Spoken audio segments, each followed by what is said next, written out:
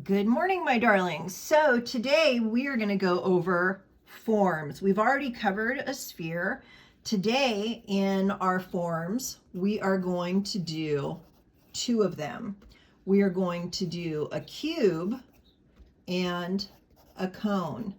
A cube is a square, which we know is just a shape, and it is pushed into 3 dimensions to become a cube. And we know that a cone is really just a triangle that has been pushed into 3 dimensions, and it becomes a cone. So we're going to start by drawing a cube. And one of the important things to remember about a cube is that a cube is made out of 3 sets of parallel lines. Okay? It has 3 horizontal lines, 3 vertical lines, and 3 parallel diagonal lines. So let's get started with our cube. The easiest way to do a cube is to start by drawing a square. You can use a ruler or you can do it freehand. I'm just doing it freehand. I want you to notice that our square already has 2 sets of parallel lines. It's got one set, a pair of vertical lines, and it has another set, a pair of horizontal lines. Okay, so we are going to start by adding our diagonal lines. Our diagonal lines are going to come from 3 corners. So there's 1, 2, 3. These are all traveling in the same direction and they are parallel. So that is my 1, 2, 3. There's my 3 diagonal lines. I've got 1, 2 vertical lines, so I need to add the 3rd. So that vertical line is going to run parallel to those 2. Okay, so that takes care of my vertical lines. I have 1, 2 horizontal lines. I need a 3rd one, so I'm going to go from this corner here where that line left off and go straight across and make my 3rd horizontal line. Then I'm just going to go ahead and erase this little excess. Okay? You can totally use a ruler to do this when you want it to be really perfect, like in your final drawing. But this is really just notes and learning how to do it, so I'm not too concerned about the perfection here. The next one we're going to do is a cone. We're going to draw both of these, and then we're going to set them on the same table. Okay? So the cone, think of it like a piece of pie or a piece of pizza. It's a long, skinny, and it doesn't have to be long and skinny. It could be short and fat, but it's easier to learn this way. So it's a long, skinny triangle. And at the bottom, instead of being straight across, it's actually rounded, okay? Because another way that you can think of a cone is of a circle, like a little tiny circle up here, expanding as it moves into space. I usually think of a cone as a triangle that is spinning on its little equator line here, spinning like a coin, and that's what gives us our 3D appearance. So while we have these 2 drawn, let's go ahead and draw our horizon line. Okay? Don't draw it through your object. And I'm just eyeballing this so it's not very straight. Okay, what this does is this gives our objects a place to sit. Otherwise, they're just floating in space. So now we have 2 objects sitting on our very fabulous white tablecloth in a dark room. So let's turn on the light. And my light is going to be up here coming from the right-hand side today. And I already explained to you, I really don't know why. I always feel like I have to draw a light. Sometimes I used to draw a sun, but now it's a light, okay? So our little light is here, and we remember that light travels in straight lines, right, from the surface of the bulb. So we know that all of our light is going that way. So that already tells us something important. That tells us which direction our shadows are going. So you remember that there are 4 shadows that we need to have in each of our drawings. Okay, so our 4 shadows are the regular shadow, and that is the side that is just not in light. Our core shadow, and the core shadow is going to be the darkest part of the shadow. Our next shadow is going to be our cast shadow, and that is cast like throw, not cast like you would do on a broken bone. Okay, so cast, thrown, so the light hits it and this throws a shadow onto the surface. And then our last shadow is going to be our contact shadow. And the contact shadow is the tiniest shadow, but it is also the darkest shadow. And that is the shadow that happens right at the bottom where our object is actually sitting on the table. Okay. We also have 2 kinds of light. So we have the highlight, which is the brightest part of the light, where the light is actually hitting the object directly. That is going to be our brightest white, or our lightest value. And then sometimes we have reflected light. And reflected light happens when light is hitting the surface and bouncing back. So sometimes we'll have a little bit of reflective light on the shadow side because light is still hitting the table all over the place. And then, of course, the last part is the local color, okay?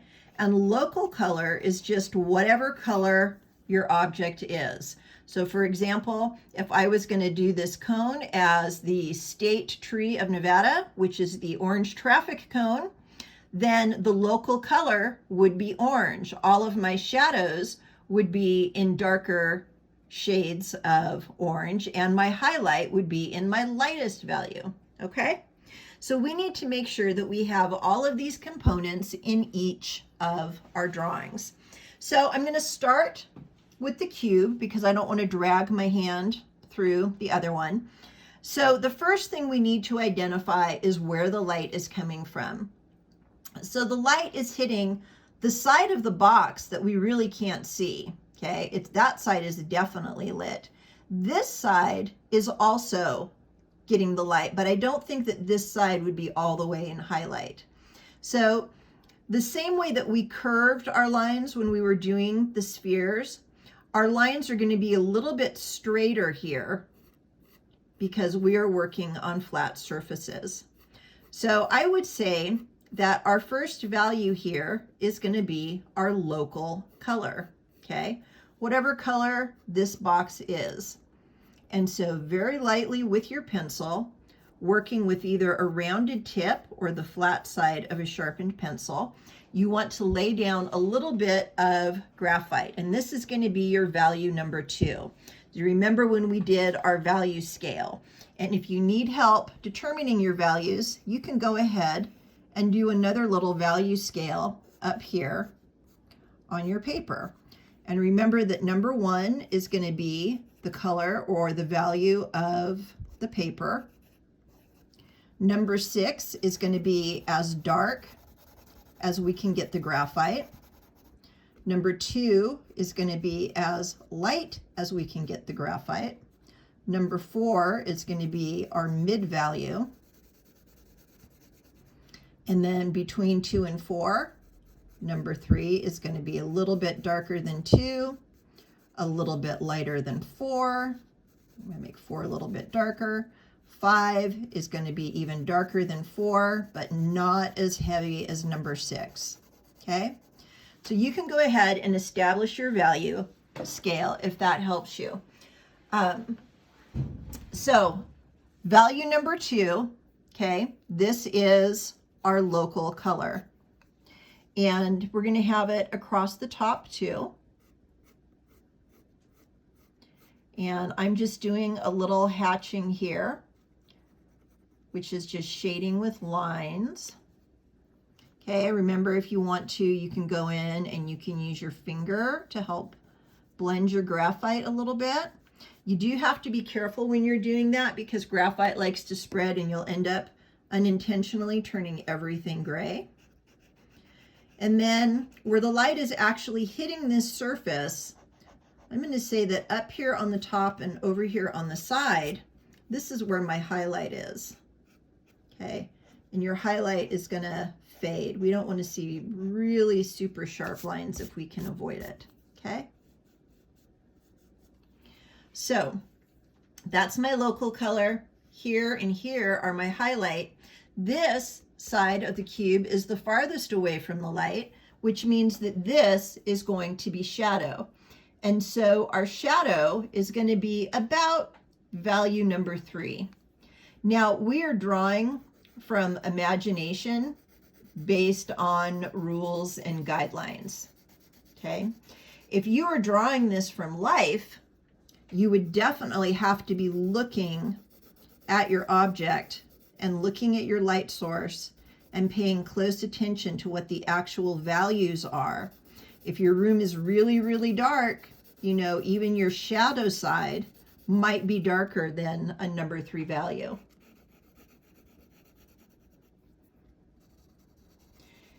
So very lightly laying down layers of graphite. You want to make sure that you are not building it up too fast, that you are not shading it too hard with too much pressure from the pencil. It is always easier to add graphite to your drawing than it is to remove it. But if you do go a little bit overboard, here I'm going to show you. I'm going to go a little bit overboard.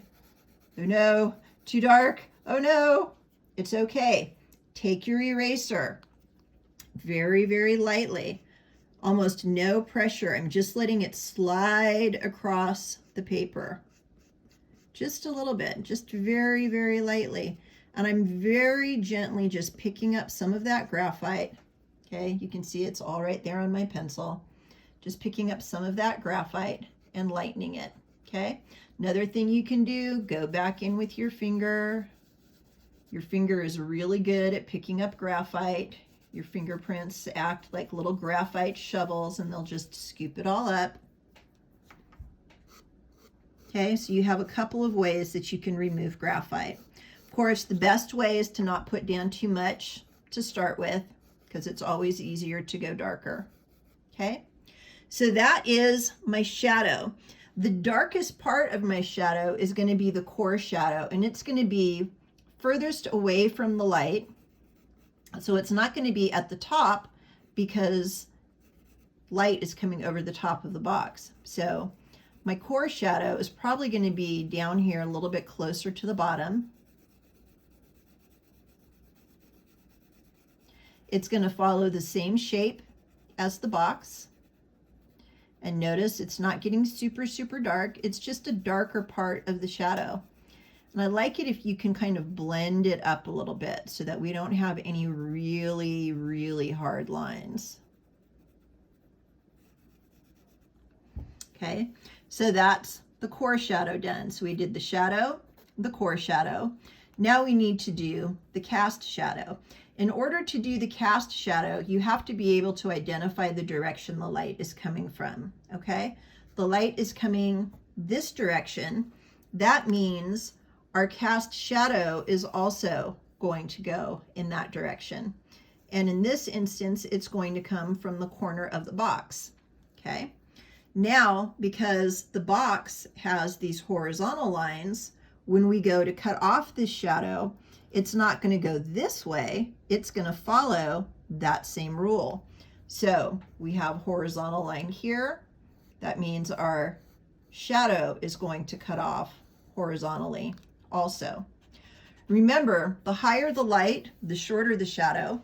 The lower the light is to the object, then the longer the shadow. So this is kind of in a medium range. So we're going to go ahead and begin shading. So this is our cast shadow. Again, you want to use the side of your pencil or a rounded lead. You don't want to carve into the paper. Okay, and we are just very gently laying down our layers of graphite. And our layers of graphite we want to build up. They're going to be a little bit darker than the shadow on the object because these are happening where the object is blocking the light.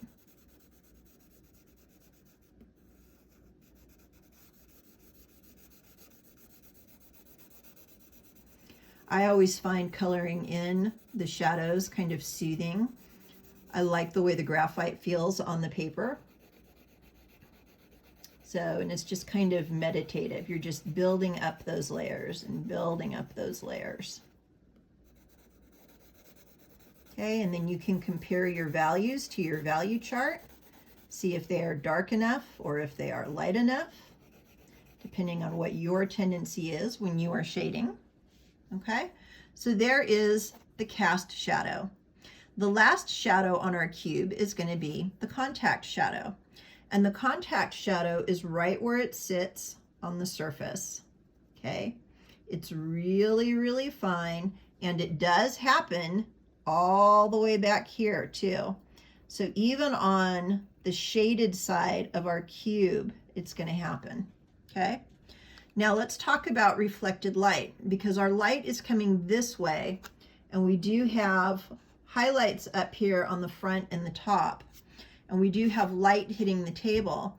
I think we will probably have a little bit of reflected light on our cube, and it could happen up here where it's bouncing back from the table. Sometimes it happens along the side. So again, you have to look closely at the object when you're drawing in real life and follow the light. So I'm just going to blend that out a little bit. So we've got just a little bit of reflected light, and I'm going to darken in my core shadow a little bit so that the darkest part of my shadow is showing.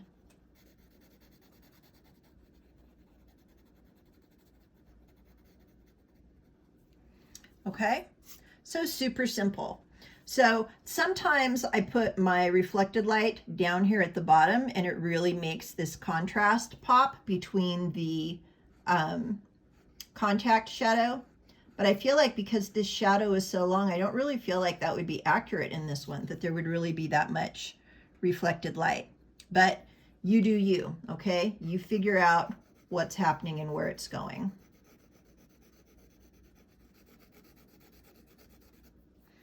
All right, so that is our cube done. Super simple, right? We took a square and we pushed it into the third dimension. So now let's take a look at our cone. Our cone is very sharp at the top. It gets wider as it goes to the bottom, and it dilates out into a circle. So just like our sphere had a dark side because it had an equator, this also is going to have a dark side. So our light is coming from this side. So let's very lightly drop a little dotted line right down the middle. Okay, and that little dotted line that's down the middle, that's going to represent the equator of our cone. So our cone is really rounded. So as it comes up this way, it comes up around us, it hits that midpoint, and then it starts traveling away from us, right? So just the same way when we did our shading on the spheres.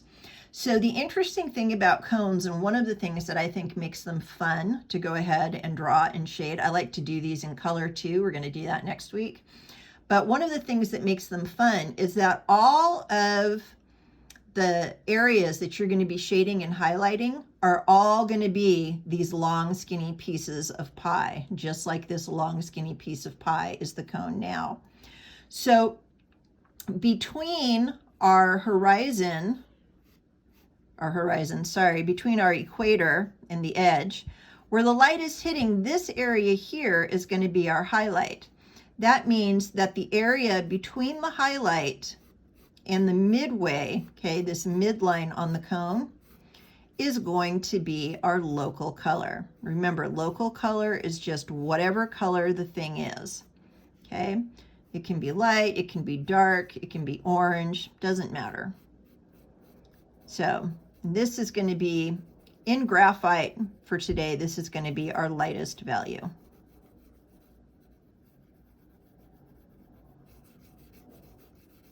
Okay, and then our absolute lightest value is the white of the paper, and that is our highlight. Okay, now I like to keep this line between the highlight and the local color as light as possible. I kind of like to blend it. I don't like to see a really hard edge. So I'm going to take my pinky and I'm just going to go up a little bit and just kind of remove some of that graphite. And then you can use your pencil eraser and you can really cut in with it and you can really pop that highlight. Okay? So now from this midline down, everything is changing direction. So it's going to be this back side that's going to go into the shadow. So we're going to leave just a little line out on the left side of that for our reflected light, because this is round, right? And so the light is going to be bouncing up onto it from these other sides. And then this area from here to here is going to be our shadow. So again, in that pie shape, we're going to go ahead and shade in that shadow. Now, the tricky part when you're doing a cone is to make sure that you don't lose the tip of the cone. Sometimes all of our pencil marks tend to pile up and we end up with having like a little black ball on the end of the cone. The end of the cone, to be a true cone, needs to have that point. So again, you're going to go ahead and shade this in. And this is our area of shadow. Cones are actually one of my favorite forms to draw and shade. I don't know why, I just think they're fun. I think it's interesting to watch them change direction, you know, to watch the light change direction as it goes around. Okay, so there is my area of shadow. Now on this back side, there's going to be a little bit of reflected light. So next to that, I'm going to go a lighter value, just about the value of my local color. And I'm going to leave just a tiny little line over here at the edge to show my reflected light. Okay, so now let's go and do our core shadow. And our core shadow is going to be the darkest part of the shadow that is the furthest away from the light. So that's going to be in the center of this shadow. And just like our other shadows and highlights, it's going to be pie-shaped.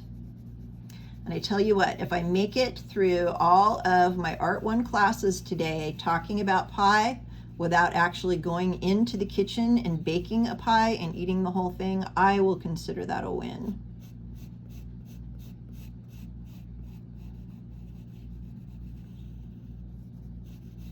Okay, so there is my core shadow. And my core shadow is exactly opposite of where my light is. It's my darkest part of the shadow. So now the interesting part on a cast shadow for a cone is that because our object is pointed, our shadow is going to be pointed, okay? So our shadow is going to come from the edges of our cone and it's going to follow the path of this light. This is where I think it is easier to use a ruler. So I'm going to follow the path of light down past the cone. Bum, bum, bum. Okay, just like that. So the light is coming here right from this edge. I'm going to come out this way and then I'm going to pivot it and I'm going to come out this way. And so you should see that your shadow is following the same path of the light. I could actually take it a little higher that way, but I'm not going to erase it now, okay? So this is our cast shadow. Whatever shape your object is, that is the shape of your shadow. This is going to be your next to darkest value, okay, your cast shadow. And because there is reflected light bouncing all over the white tablecloth, this shadow is going to be a little bit darker as it is closer to the cone, and it might get a little bit lighter. Not white light, but just a little bit lighter as it travels away from the cone, because this is a long shadow and there's light bouncing around the room. So light doesn't turn corners, it doesn't curve, but you can reflect it and refract it. You can break it and send it off in other directions. So here is my cast shadow. I'm going to go ahead and darken this one down a little bit here.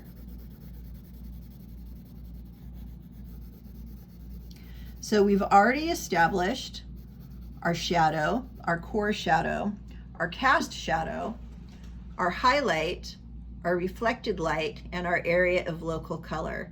So the last thing that we have to do today is the contact shadow. And the contact shadow, again, is going to be right where the object is sitting on the surface of the table, okay? And that's going to be that dark little line. Once you have that added, go ahead in with your pencil, clean up any places where your values aren't correct or maybe your lines are messy. I'm going to use my eraser and I'm going to make sure that I've popped out this highlight. Okay, you can do the same thing over here with the reflected light. And that is how you draw and shade those two forms. Okay, now as you get better at this, you're not going to have all of these lines on your cube, because we've already discussed, unless you're drawing something where somebody has actually colored all of the edges black, lines don't really exist in nature. All they are is edges that change direction. So eventually you'll be able to shade this without these lines. And again, if you really want to make these pop and show the contrast, you can shade around them. In the room, the tabletop is going to stay white, but when you get that dark room and then the white light, that really pops your form out, okay? So if you want to see that happen, you can just shade around it a little bit. You don't have to color the whole background today, okay? And same thing with the cube. If you want to see it really pop out, make your highlights really show, you can shade the room around your form, but not the tablecloth. Our tablecloth needs to be spotless white, just like we're having, I don't know, the Inspector General or, you know, Grandma over for dinner.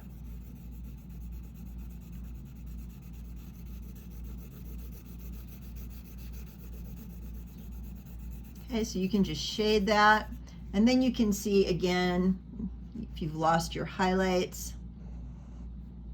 Of course, you can always go in with white chalk, with a white charcoal, a white colored pencil, and you can really pop those. One of my favorite things to use is actually a gel pen for doing that. But if you have colored pencils, you can do it with colored pencils. Just pull out the white colored pencil, which really is like the secret weapon of colored pencils, and most people never ever even use their white colored pencil. But the white colored pencil is really a good tool for popping out your highlights, and it's really a good tool for blending out your other colors. So see, I still had graphite there on that one, and it's just wanting to smear it black. So let's clean him up a little bit. You got to get some white in there so that we can see what's what, okay? So, quick and dirty, cube and cone. Remember, a cone, when you're seeing it from the side, is always going to be like a piece of pie. A cube is always going to have 3 sets of parallel lines. A cube has 6 sides, but you will only ever see 3 of them as a maximum when you're drawing, okay? Unless you have figured out how to warp time. Now, the last thing I would like you to do is in the corner of your paper, put down today's date. This is the 21st. And of course, put down your name. When you are done with today's drawing, take a good picture of it. Make sure it is well lit. Make sure that you have the whole page in, that it is nicely focused in the camera, and then you can turn that in to Google Classroom. Next time we get together, we are going to be shading cylinders, and then we're going to talk about our final drawing of forms.